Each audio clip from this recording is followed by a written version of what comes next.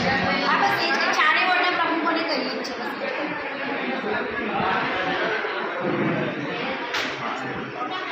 ભારત માતા કી તો આપણે દરેક વોર્ડના મહિલા મોરચાના પ્રમુખોને વિનંતી કરીએ કે સાહેબનું સ્વાગત કરવા. દેશના યશસ્વી વડાપ્રધાન આદરણીય નરેન્દ્રભાઈ દ્વારા વૈશ્વિક ઈંધણની અછતને ધ્યાનમાં રાખીને અપીલ કરવામાં આવી છે કે ઓછા ઈંધણ અને ઓછા તેલથી બનતી વસ્તુઓનો ઉપયોગ કરવામાં આવે. આ વાતને આગળ લઈ જવા માટે ભારતીય જનતા પાર્ટીની મણિનગર વિધાનસભાની મહિલા મોરચાની ટીમ દ્વારા આજે આ સુંદર કાર્યક્રમનું આયોજન કરવામાં આવ્યું છે. બધી જ બહેનો પોતપોતાના ઘરેથી જેમાં ઓછામાં ઓછા ઈંધણ અને તેલનો ઉપયોગ થયો હોય એવી વસ્તુઓ લઈને આવી છે. આ ખરેખર એક સરાહનીય પ્રયોગ છે. હું માનું છું કે આના દ્વારા વિસ્તારમાં અને સમગ્ર શહેરમાં એક સારો મેસેજ જશે અને ગૃહિણીઓ ઈંધણ અને તેલનો બચાવ કરશે, જેથી શારીરિક અને પોતાની રીતે પોતાના ફેમિલીને પૈસાની દ્રષ્ટિએ પણ સારો ફાયદો થશે. લોકસભા અને વિધાનસભામાં પણ આપણે આપવાના છે. એટલે નારી બહેનો કેવી રીતે આગળ આવે અને કેવી રીતે રાષ્ટ્રના વિકાસમાં સહભાગી થઈ શકે એના માટેની બધી જ પ્રયત્ન આપણા પ્રધાનમંત્રીનો છે. તો તમે બધા પણ આજે એક સંકલ્પ કરજો કે આપણો એક ટોકન કાર્યક્રમ છે. આ કરવાનું કારણ શું? નંદિની નિતેશ પંડ્યા, કર્ણાવતી મહાનગર મહિલા મોરચા પ્રમુખ. માન્ય નરેન્દ્રભાઈ મોદી સાહેબે દેશની મહિલા શક્તિને એક આહ્વાન કર્યું છે કે વૈશ્વિક પરિસ્થિતિને ધ્યાનમાં રાખીને કે આજે જ્યારે આગોતરું આયોજન કરીને દેશમાં જે પરિસ્થિતિ ચાલી રહી છે તેના માટે એક આગોતરું આયોજન કર્યું છે કે ઓછું તેલ અને ઓછું ઈંધણનો ઉપયોગ કરીને બહેનો પૌષ્ટિક વાનગી બનાવીને પોતાના પરિવારને ભરપેટ જમાડી શકે.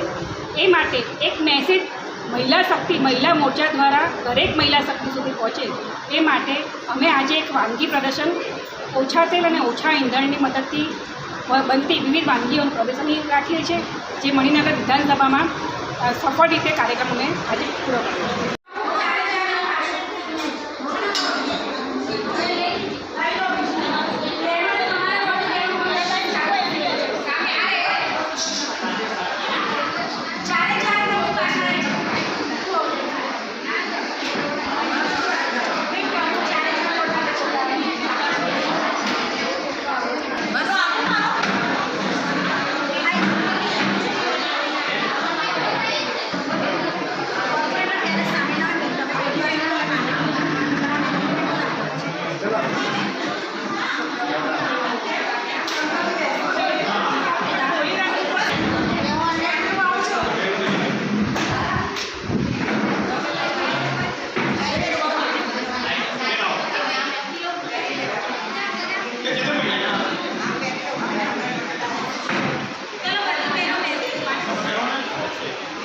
બેઠા છું પણ અમે બી અમારા કાર્યક્રમો આગળ પ્રગતિ પથને અનેક કાર્યક્રમો ચાલી રહ્યા છે. મારી સાથે ઉપસ્થિત આદરણીય આપણા સાંસદ દિનેશભાઈ, બધા જ માનનીય કાઉન્સિલરશ્રીઓ, બધા જ સંગઠનના પદાધિકારીઓ, બધા વોર્ડ પ્રમુખશ્રીઓ, મહિલા મોરચાના મેઇન બોડીના સામે બેઠેલા બી બધા મોસ્ટ ઓફ લોકો કોઈકને કોઈક હોદ્દો ધરાવતા મહિલા મોરચો કે મેઇન બોડીમાં છે.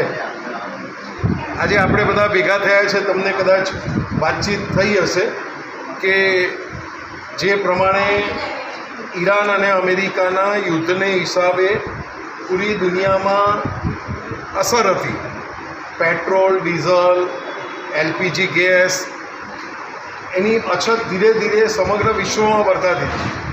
ભારત દેશ તો છેલ્લો દેશ હતો કે જેમાં આ આપણને નડ્યું હોય.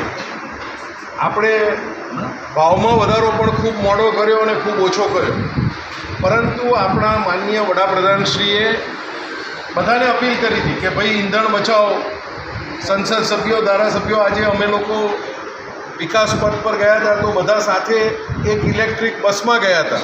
બધાને ગાડીઓ એક જગ્યાએ મુકાઈ દીધી હતી અને 7-8 જગ્યાની વિઝિટ કરી.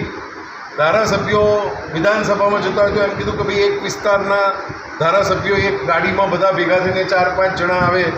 કોર્પોરેશનના 5 પદાધિકારીઓ પણ એક ગાડીમાં જઈ રહ્યા છે. એટલે ટૂંકમાં આપણે ઈંધણ બચાવી શકીએ આપણા લોકપ્રિય ધારાસભ્ય અમુલભાઈ, અહીંયા સન્માનનીય બધા કોર્પોરેટરશ્રીઓ, મહિલા મોરચાના હોદ્દેદારશ્રીઓ, બધાને ઓળખું છું. અહીં બેઠા બધાને બધાને નામ બોલી તો લાંબુ કર્યું. સંગઠનના બધા લોકો, પ્રમુખ મહામંત્રીશ્રીઓ, એક્સ કોર્પોરેટરશ્રીઓ, અહીંયા ઉપસ્થિત મારા પરિવારના સ્વજનો. અમુલભાઈએ ખૂબ ડિટેલની અંદર વાત કરી.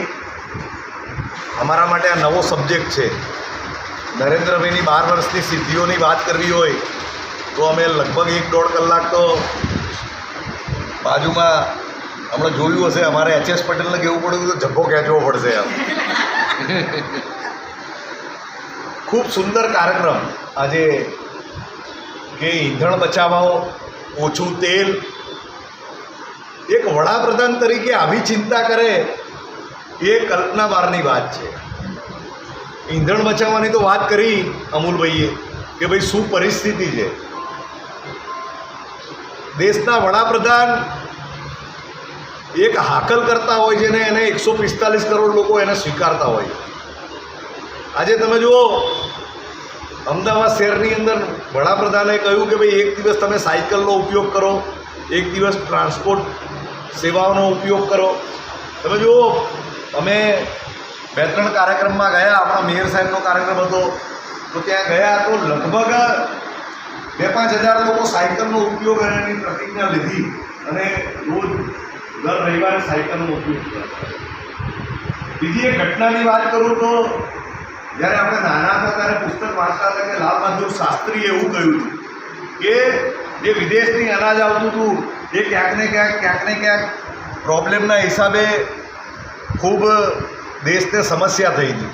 તો એમણે દેશના લોકોને એવું કહ્યું કે તમે વીકની અંદર 2 દિવસ ઉપવાસ કરો.